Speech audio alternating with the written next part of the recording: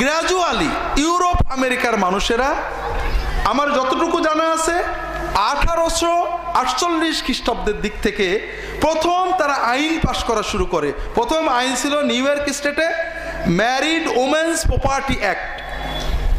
বিবাহিত মেয়েদের সম্পত্তির অধিকার তাদের নিজের, স্বামী মাতবাড়ি করতে পারবে না। এইভাবে গ্র্যাজুয়ালি করতে করতে নারীদের অধিকার প্রতিষ্ঠার জন্য মানুষ ভালো নিয়েতে অনেক আইন বানাইছে।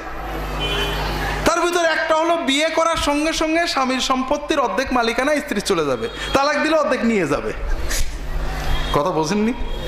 ভালো নিয়েতে আইন বানাতে বানাতে এমন ভালো হয়েছে এখন আর ভয় থেকেও বিয়ে করে না। কথা বুঝেছেন? একদিকে এই আইনের প্যাস, আর একদিকে অশ্লীলতার প্রসারতার কারণে বিয়ের প্রতি আগ্রহ না থাকা, আর একদিকে ব্যক্তি স্বাতন্ত্র বোধের কারণে নারী স্বাধীনতার নামের ফেমিনিস্ট আন্দোলন যেগুলো মূলত পুরুষেরা চালায়, এর কারণে নারীরা পারিবারিক কর্মর চেয়ে বাইরের কর্ম পছন্দ করে। একজন নারী এয়ার হোস্টেস হবে, প্রতিদিন অন্তত 500 প্যাসেঞ্জারকে স্যার বলবে, নট করবে, সব রকমের অভদ্র আচরণ হাসি মুখে সহ্য করবে, এটা তার জন্য কোনো ব্যাপার না। সে একটা ভালো চাকরি করে, সে 5 স্টার হোটেলে চাকরি করবে, প্রতিদিন কয়েকশো মানুষের সেবা করবে, খাবারে গিয়ে দেবে, নট করবে, এটা তার জন্য ভালো কাজ, সম্মানজনক চাকরি। আর বাড়িতে স্বামীর কথা মতো স্বামীর রান্না করে দেবে, এটা তার জন্য অপমানজনক কাজ। এই মানসিকতা ইউরোপ থেকে আমাদের ভিতরেও আসছে। কথা বোঝেন না? এই মানসিকতার কারণে পরিবার নামক ইউনিটটা ভেঙে গেছে। আর এর মূল কারণ অশ্লীলতার প্রসার। পরিবার গঠনের যে ইমোশন, আবেগ, রোমাঞ্চ আল্লাহ আমাদের মানুষের ভিতরে দিয়েছেন, এটা যখন বারোয়ারি হয়ে যায় মানুষ পরিবার গঠন করে না। আর এই জন্যই ইসলামে এবং সকল ডিভাইন রিলিজিয়নে, সকল আসমানি ধর্মে, সকল ধর্মে অশ্লীলতাকে সবচেয়ে বড় পাপ ধরা হয়েছে। আপনারা মনে করেন হিরোইনের কারণে আমেরিকায় মৃত্যুদণ্ড দেওয়া হয়, ড্রাগসের কারণে, জানেন তো? ড্রাগসের কারণে আর এক রাষ্ট্রের প্রেসিডেন্টকে যুদ্ধ করে ধরে নিয়ে গেছিল। কারণ ড্রাগসের কারণে মানুষ মরে যায়। ড্রাগস বেশি ক্ষতিকর না অশ্লীলতা বেশি ক্ষতিকর? ড্রাগসের কারণে একজন মানুষ মরে যে ড্রাগস নেয়, আর অশ্লীলতার কারণে পুরো মানব সভ্যতা ধ্বংস হয়ে যায়।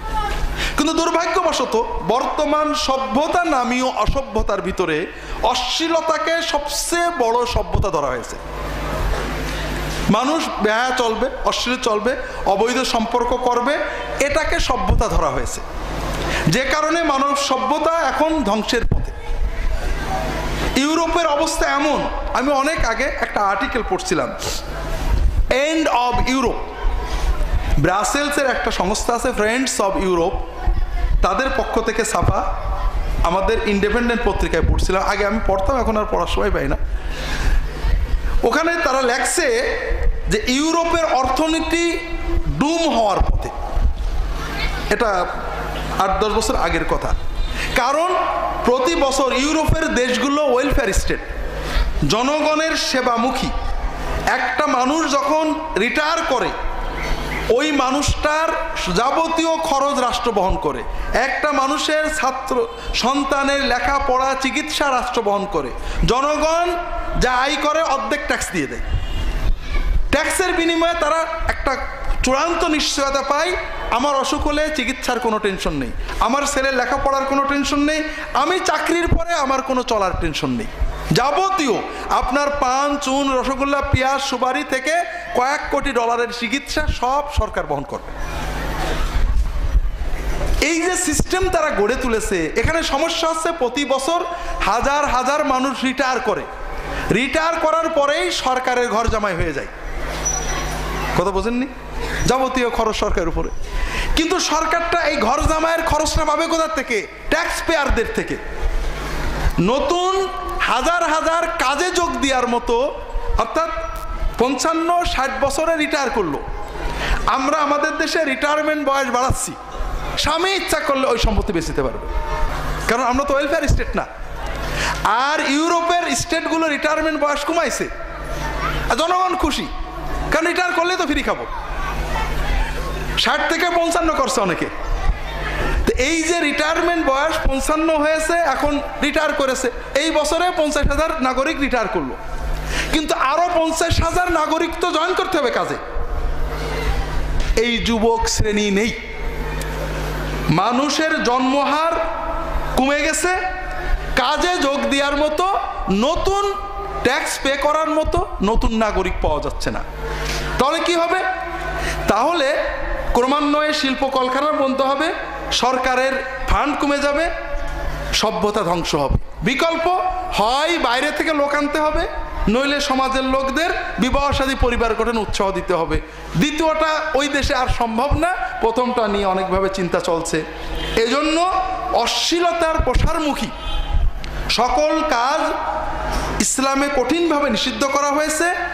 আল্লাহ কোরআন কারিমে অন্য জায়গা বলেছেন, এই আয়াতে কি বললেন? প্রকাশ্য গোপন, অশ্লীলতার কাছেও যাবে না। বিশ্বাস করেন, আল্লাহ বলেছেন মদ খেও না, মদের কাছে যাবে না বলিনি। শুয়োর খেও না, শুয়োরের কাছে যাবে না, আল্লাহ কোথাও বলিনি। কিন্তু অশ্লীলতার ক্ষেত্রে আল্লাহ বলেছেন কাছে যেও না। কারণটা কি ভাইরা? অশ্লীলতা এমন একটা বিষয় কাছে গেলে ঘটে যায়।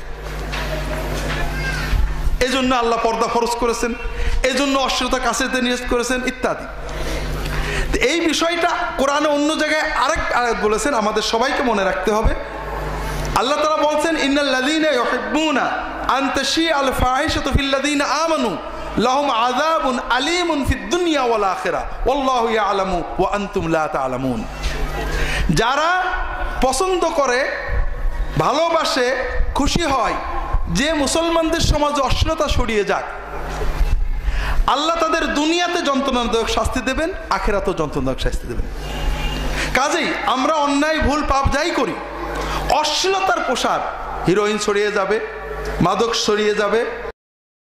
আমরা যে কথা বলছিলাম ভাইরা, আমরা গোনা ভুল করি, কিন্তু কিছু কাজ আছে কখনো করবেন না। একটা হলো জুলুম, অসহায়ের উপরে জুলুম করবেন না। কারণ অসহায়, আপনি যখন আমার শক্তিশালীর বিএনপি যখন আমলিগের মারে, আমলিগ তখন আল্লাহর কাছে কিছু কয় না, কি করে? হ্যাঁ, কিন্তু অসহায় মানুষ যার বিএনপি নেই, আমলিগ নেই, তার ডিসি নেই, এসপি নেই, ওই মানুষটাকে যখন আপনি জুলুম করবেন, ও কারোর পায় না, ও আল্লাহর কাছে বলে। আর মাজলুমের দোয়া আর আল্লাহর মাঝখানে কোনো বেড়া নেই, খুব সাবধান। আর একটা কাজ করবেন না, অশ্লীলতা প্রসারের ব্যাপারে কোনো সাহায্য করবেন না। কেউ করলে তার থেকে শত হাত দূরে থাকবেন। মাদক ছড়াই, জুয়া ছড়াই, অশ্লীল অবৈধ ব্যভিচার ছড়াই, এইরকম কোনো মানুষকে যদি চেনেন, দূরে থাকবেন। ওর উপরে আল্লাহ লানত পড়ছে। আর এই ধরনের কোনো কাজ যেন আমাদের দ্বারা না হয়। যুবকদেরকে, সন্তানদেরকে অশ্লীলতা মুক্ত রাখার জন্য সমস্ত পদক্ষেপ নেন। রাসূলুল্লাহ সাল্লাল্লাহু আলাইহি ওয়াসাল্লাম দুটো জিনিস শিখিয়েছেন, এইখানে অবহেলা করবেন না। একটা হলো নামাজ, ছেলে মেয়েদেরকে ভালো করে নামাজ শেখান। নামাজ শেখানোর জন্য আমি আপনাদেরকে বলেছিলাম যে যাদের ছেলে মেয়ে বড় হয়ে গেছে তারা নিজ নিজ কায়দায় শেখাবেন, অন্তত নামাজি হতে হবে। যাদের ছেলে মেয়ে ছোট আছে, নিজ নিজ এলাকায় নুরানি পদ্ধতির প্রাইমারি স্কুল করেন। এবং আমরাও এখানে করেছি, আমাদের এখানে আপনারা আশেপাশে যারা সন্তান দেবেন, সন্তানেরা নামাজ পড়বে, নামাজ শিখবে, আর পর্দা, এই দুটো জিনিস যদি ছেলে মেয়েদের শেখাতে পারেন, ইনশাআল্লাহ ইনশাআল্লাহ আপনার সন্তানেরা দুনিয়া ব্যাপকভাবে অবক্ষয় হলেও ভালো থাকবে। একটা গল্প মাঝে মাঝে বলি, একেবারে না বলে পারছি না। রবীন্দ্রনাথ ঠাকুরের লেখা জুতা আবিষ্কার কবিতাটা বোধহয় অনেকে পড়েছেন। গল্পটার মূল কথা হলো, হবুচন্দ্র রাজা হঠাৎ খেয়াল করলেন, আমি রাজা হয়ে পায়ে মাটি লাগবে কেন? তা মন্ত্রীকে ডেকে বললেন যে, মন্ত্রী গবুচন্দ্র, যে তুমি এমন একটা ব্যবস্থা করো আমার পায়ে যেন ধুলা না লাগে। মন্ত্রী বললেন, কোনো সমস্যা নেই, রাজ্য ঝাড় দিয়ে দেবো।